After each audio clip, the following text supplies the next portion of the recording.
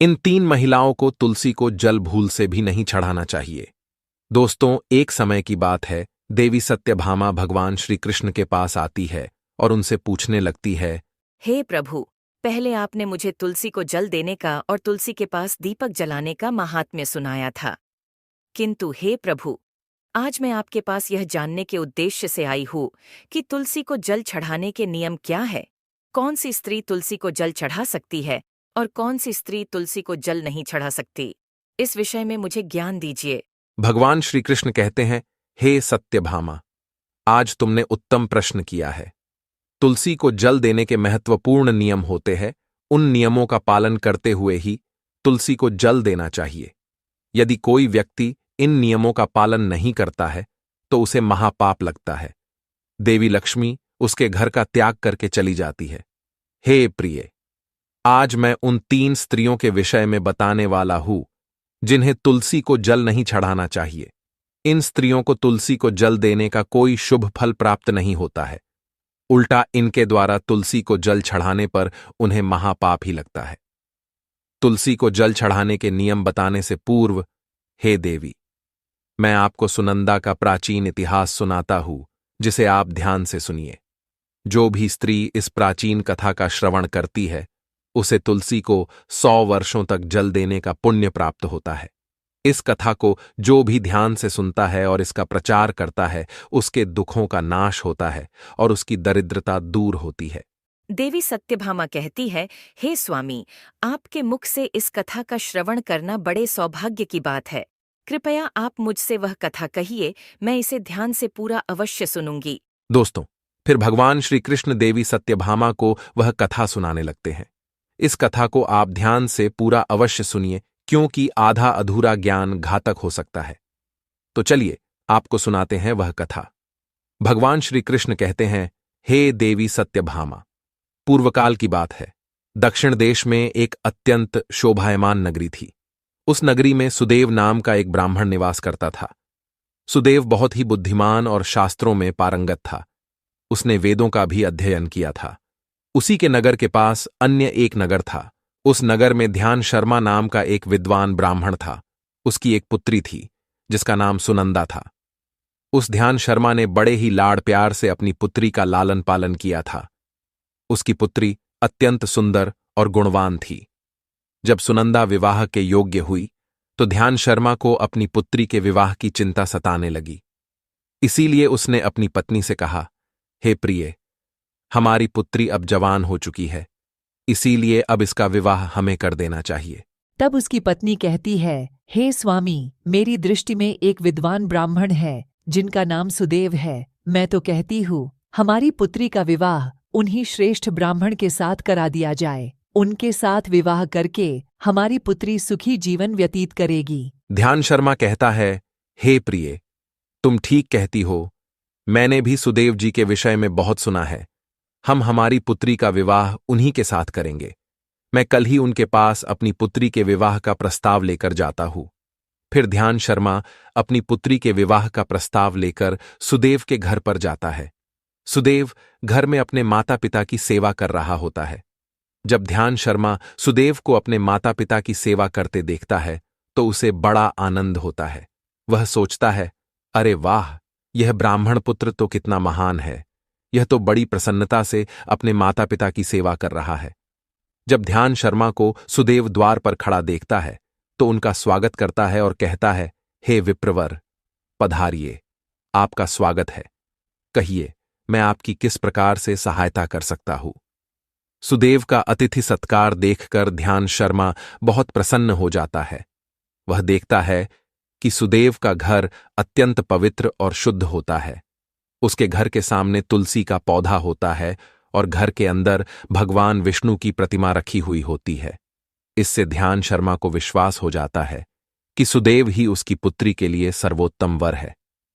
फिर ध्यान शर्मा सुदेव से कहता है, हे विप्रवर, आज मैं आपके पास मेरी पुत्री के साथ आपके विवाह का प्रस्ताव लेकर आया हूं। मेरी पुत्री के लिए आपके समान श्रेष्ठ वर कहीं और नहीं मिल सकता।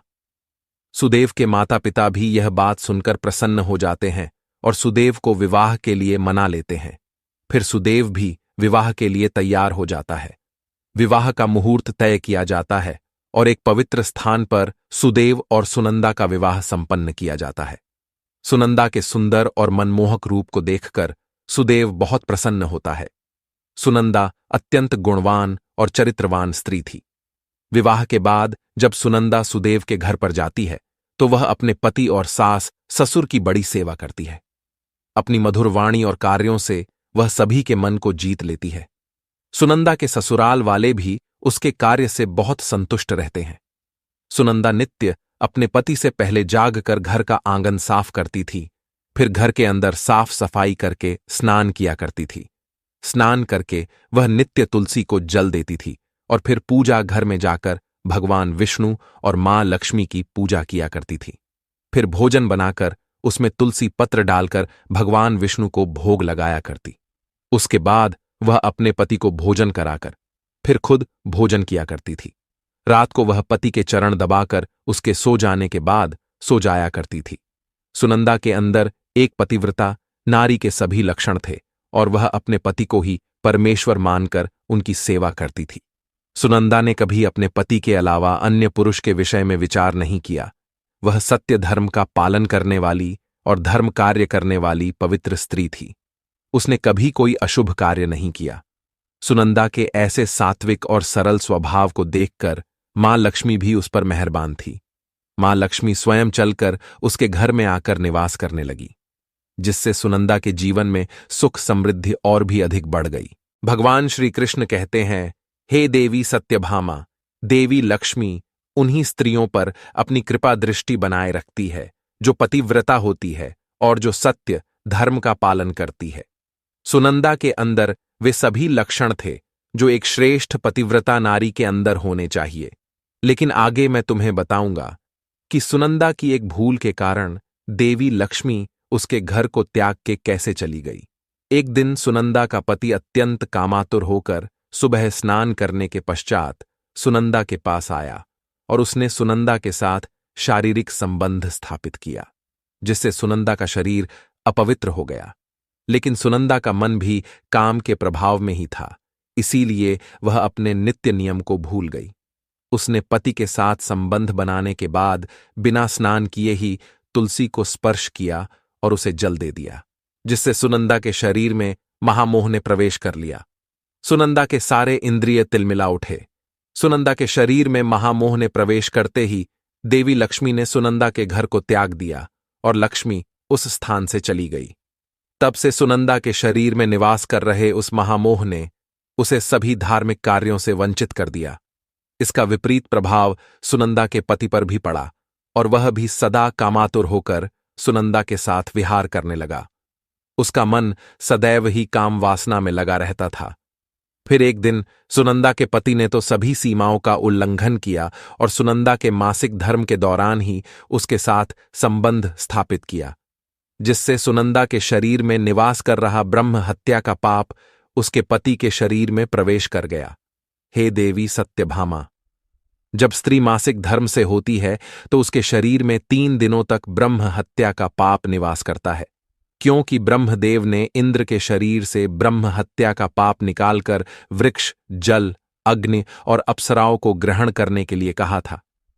उसी समय से स्त्रियों के शरीर में मासिक धर्म के दौरान ब्रह्म हत्या का पाप निवास करता है, और जो भी पुरुष मासिक धर्म के दौरान स्त्री को स्पर्श करता है अथवा उसके साथ संबंध बनाता है तो यह पाप उसके शरीर में प्रवेश कर जाता है। वही ब्रह्म हत्या का पाप सुनंदा के पति के शरीर के अंदर प्रवेश कर गया और वह जमीन पर गिर पड़ा। उसे तुरंत ही कोढ़ का रोग हो गया, उसका अंग अंग जलने लगा, उसके शरीर पर छाले पड़ गए और वह दर्द से चीखने चिल्लाने लगा, हाय, यह मुझसे क्या अपराध हो गया, मेरे द्वारा भयंकर पाप हो गया है। मैंने सब कुछ जानते हुए भी महापाप किया है, अब मेरी रक्षा कौन करेगा।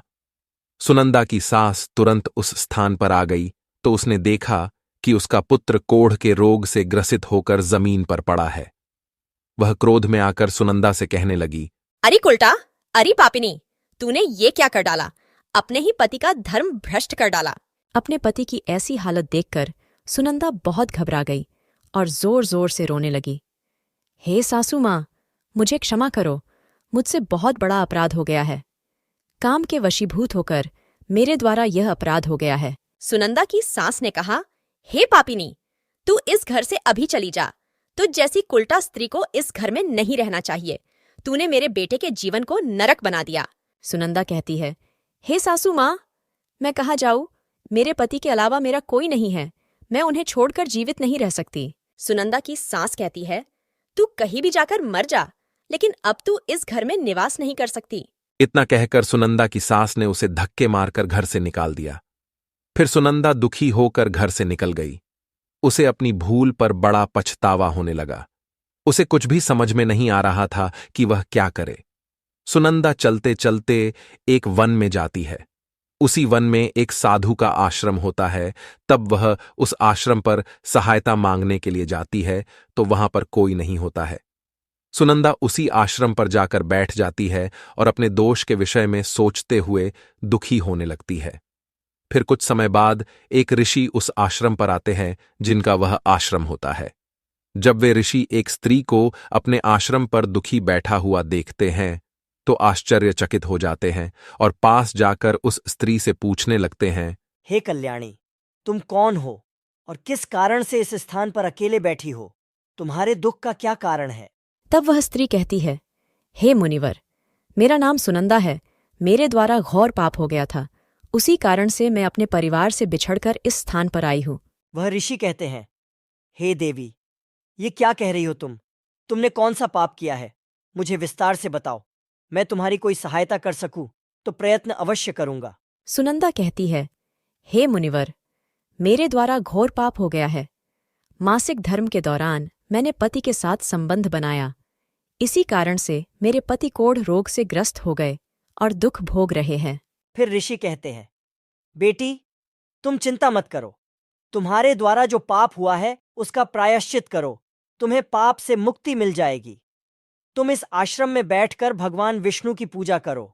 तुलसी को नित्य जल दो और गौ माता की सेवा करो। तुम्हारा पति जल्दी ही ठीक हो जाएगा। फिर वह सुनंदा वहीं पर उस आश्रम में रहकर भगवान विष्णु की नित्य पूजा करने लगती है। रोज स्नान करके वह ब्रह्मचर्य का पालन करते हुए तुलसी को जल चढ़ाती है और तुलसी के पत्र डालकर भगवान विष्णु को भोग लगाती है। फिर गायों को चारा डालती है, उनकी सेवा करती है। दिन भर वही भगवान विष्णु की मूर्ति के आगे बैठकर भगवान विष्णु की भक्ति करने लगती है। इस प्रकार से 1 वर्ष बीत जाता है। भगवान विष्णु सुनंदा की दृढ़ निष्ठा और भक्ति से अत्यंत प्रसन्न हो जाते हैं और सुनंदा को साक्षात दर्शन देते हैं। भगवान विष्णु को साक्षात अपने सामने खड़ा देखकर सुनंदा उन्हें बारंबार प्रणाम करने लगती है। तब भगवान विष्णु सुनंदा से कहते हैं, हे पुत्री, तुमने बड़ी ही श्रद्धा से और भक्तिभाव से मेरी आराधना की है, इसीलिए अब मैं तुम पर प्रसन्न हूं। कहो, तुम्हारी क्या कामना है? तब सुनंदा कहती है, हे प्रभु, कृपया मुझे बताइए, मेरे किस दोष के कारण मेरे अंदर काम का वास हो गया, जिस कारण से मेरे द्वारा घोर पाप हुआ और मेरे पति को कोढ़ का रोग हो गया? भगवान विष्णु कहते हैं, हे पुत्री, अब तुम ध्यान से सुनो। तुम्हारे द्वारा अनजाने में ही एक पाप हुआ था, जिस कारण से तुम्हारे अंदर महामोह ने प्रवेश कर लिया था। एक दिन तुमने अपने पति के साथ संबंध बनाने के बाद बिना स्नान किए ही तुलसी को जल दिया था। पति पत्नी जब रतिक्रिया करते हैं तो उनका शरीर अपवित्र हो जाता है और ऐसी अवस्था में तुलसी को कभी स्पर्श नहीं करना चाहिए। तुलसी लक्ष्मी का ही रूप है। तुमने अपवित्र अवस्था में ही तुलसी को जल अर्पण किया था, जिस कारण से देवी लक्ष्मी तुम्हारे घर का त्याग करके चली गई और फिर महामोह ने तुम्हारे अंदर प्रवेश कर लिया।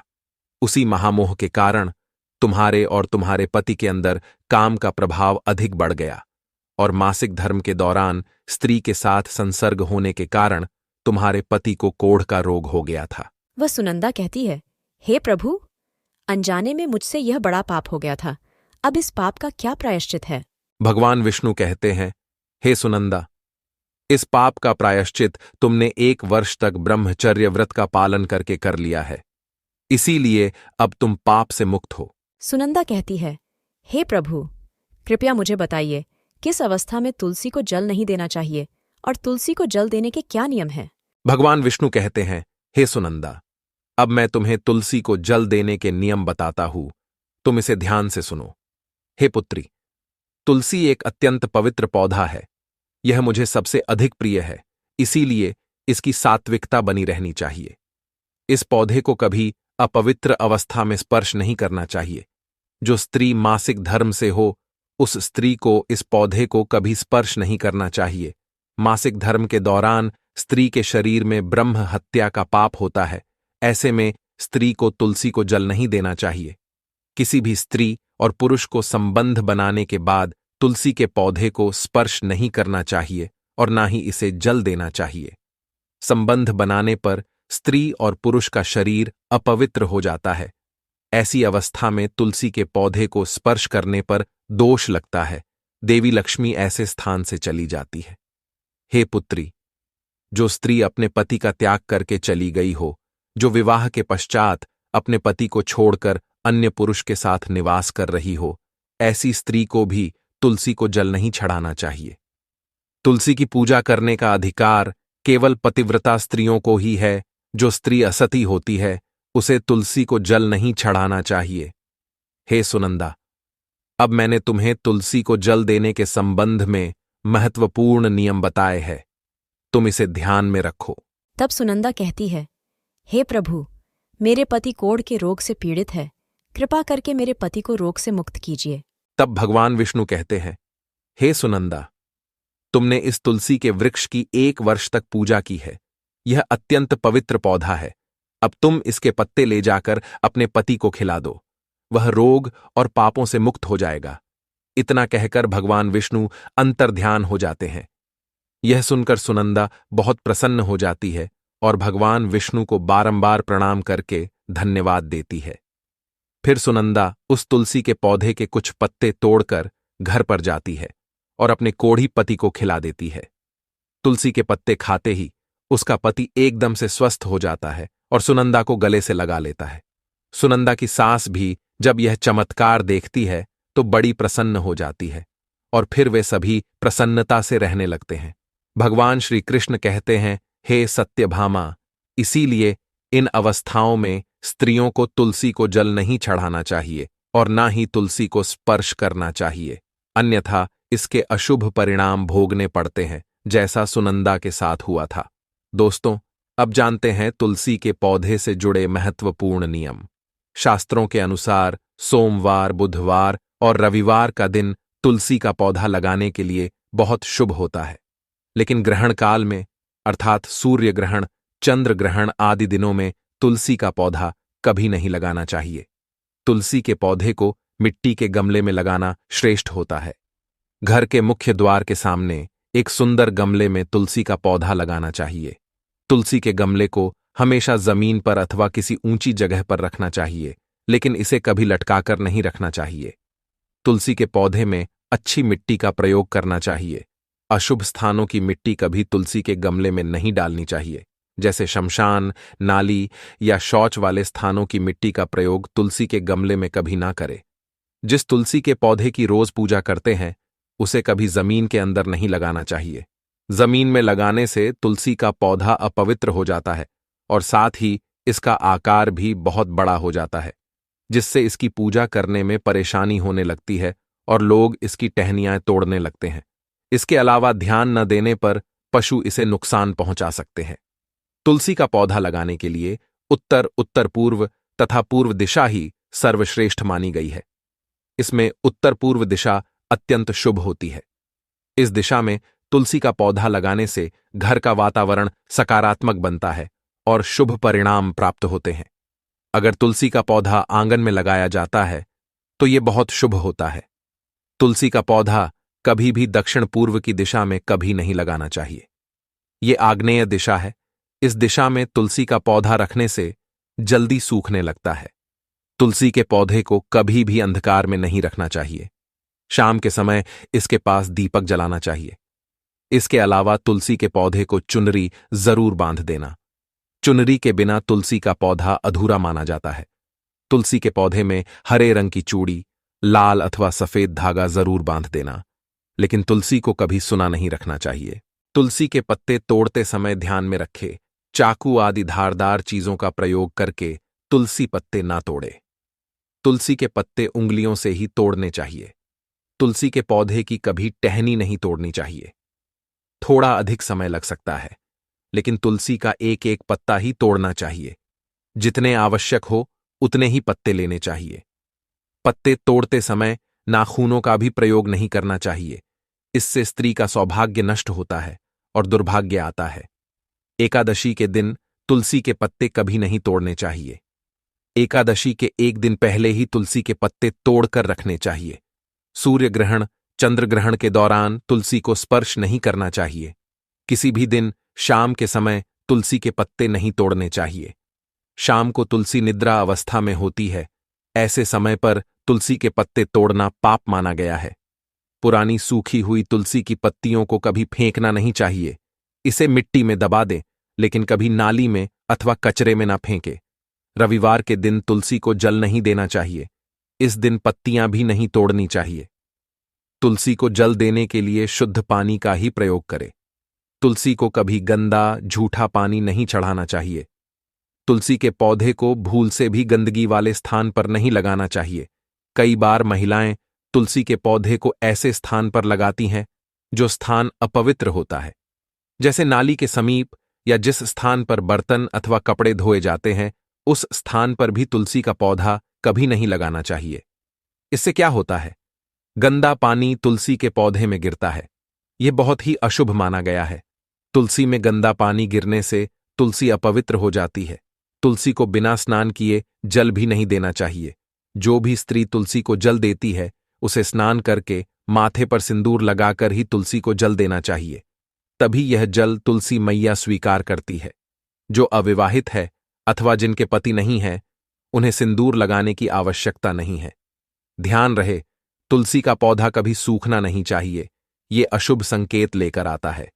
तुलसी का पौधा सूखने पर समझना चाहिए कि घर में नकारात्मक शक्ति का वास है।